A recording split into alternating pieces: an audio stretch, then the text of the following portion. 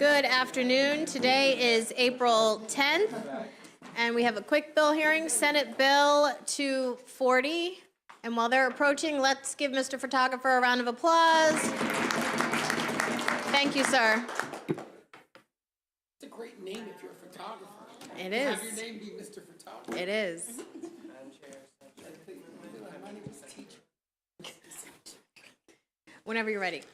Good afternoon, Chairman Atterbury, Vice Chairman Wilkins, and members of the committee. My name is Justin Hayes. I'm the Director of State Affairs for the Comptroller's Office. And with me today is Deputy Director of the Legal Division, Krista Sermon.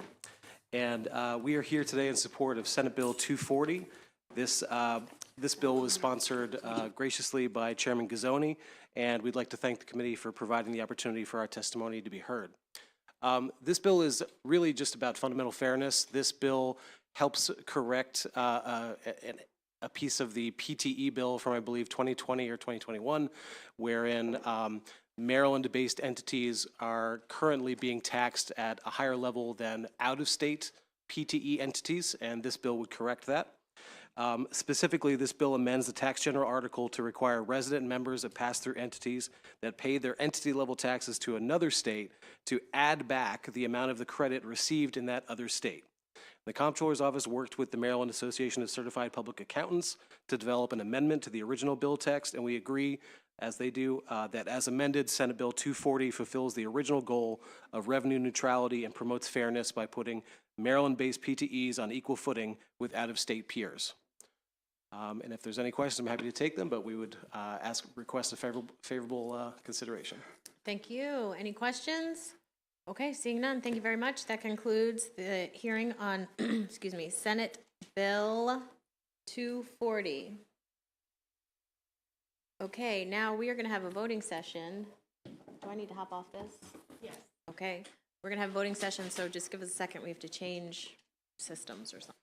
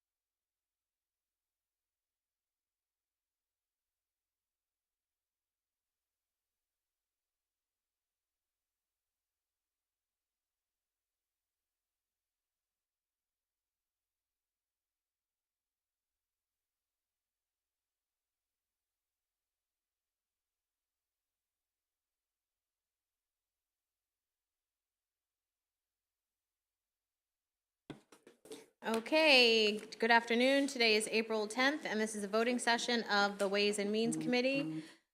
We have several bills on the list, starting with House Bill 474. The motion is for a favorable. All in favor signify by saying aye. Aye. Any opposed?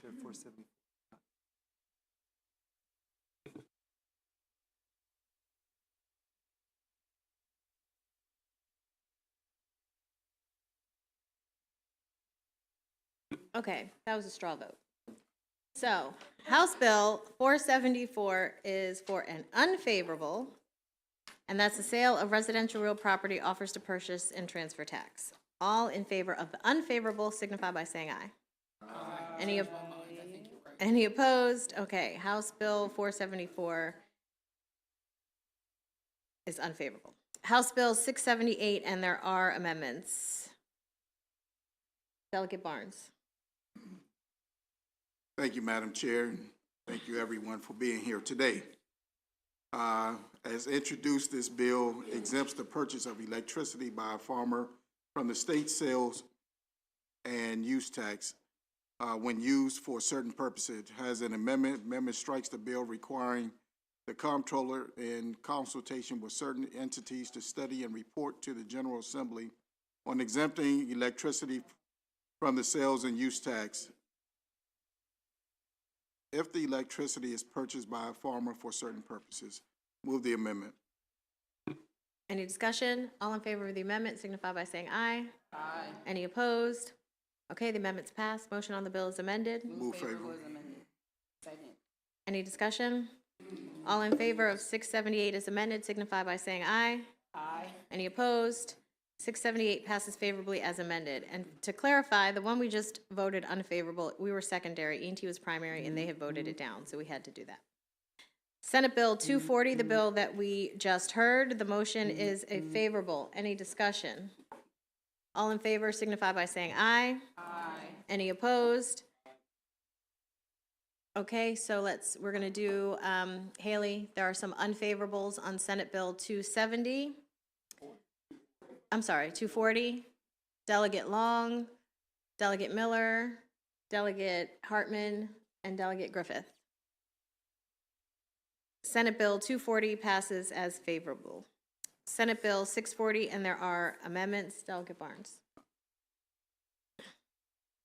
Senate Bill 640 is in the same posture as House Bill 678 that I just read with the amendment. Move the amendment.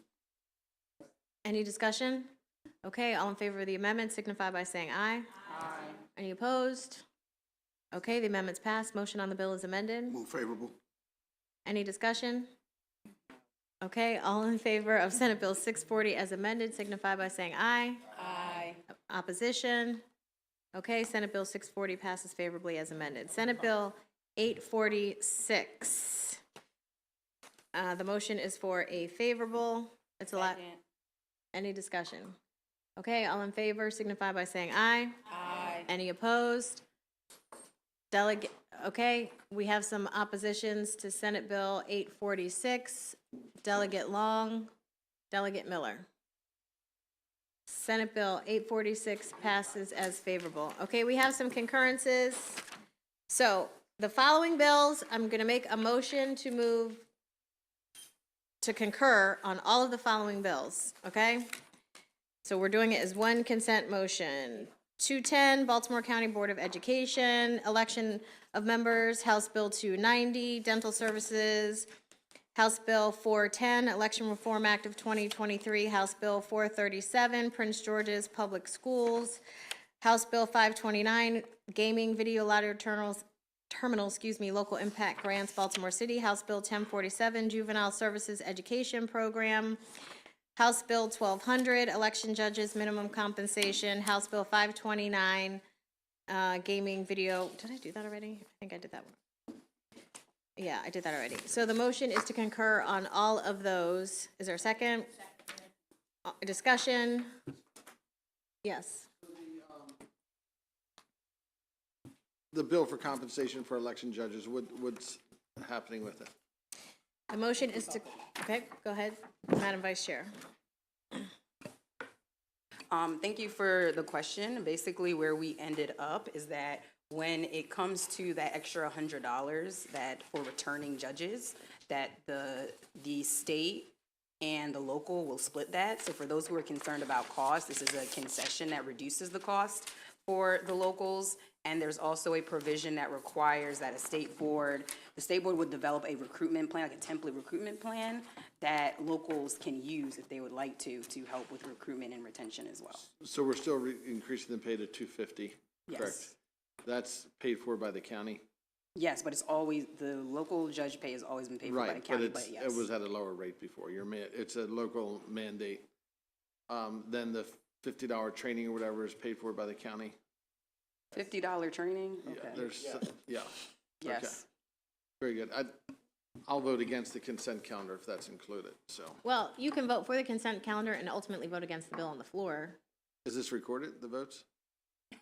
On the consent calendar, no, we're not, we're not recording consent calendar votes.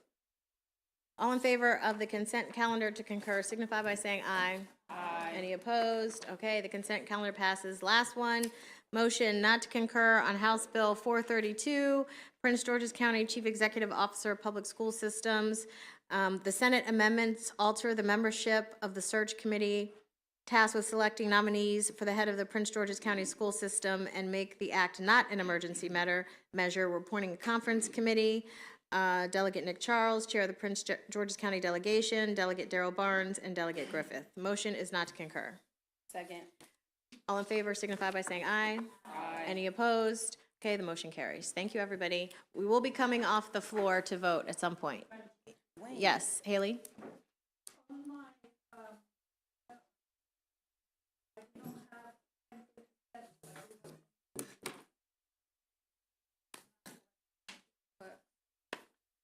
I have 10:47. Wasn't on yours, but it's on. But you don't have 1079. Okay, thank you, everybody.